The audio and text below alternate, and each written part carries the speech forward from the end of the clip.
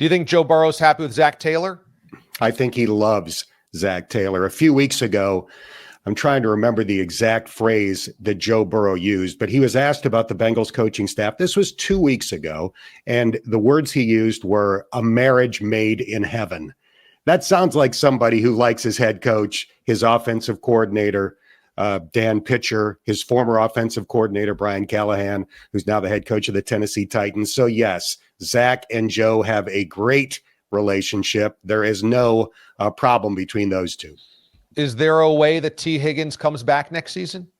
That is the biggest question right now in Cincinnati, because I would have said pretty much all season long that they will not bring back Tee Higgins. And I think most Bengals fans were under that assumption as well. They will extend Jamar Chase. They'll pay him whatever it takes to make sure that he's locked down for the future. And I think a lot of people assume, all right, if you're paying Joe Burrow $55 million and you're going to be paying Jamar Chase as much as any wide receiver in the NFL, it's hard to then go ahead and pay Tee Higgins too.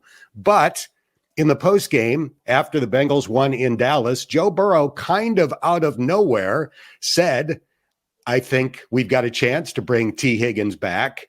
He sounded confident that the Bengals were going to be able to do it.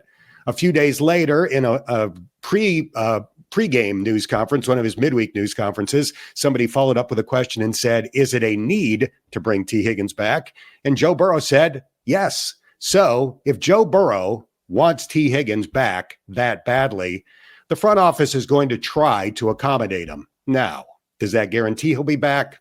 No, because another organization could make a crazy offer that the Bengals just can't match. But if T wants to be back, I think Joe would be perfectly willing to restructure his contract to try and make it happen. I think the Bengals would probably be willing to pay T as much as any number 2 wide receiver in the NFL. It's just a question of whether that's going to be enough for T to stick around.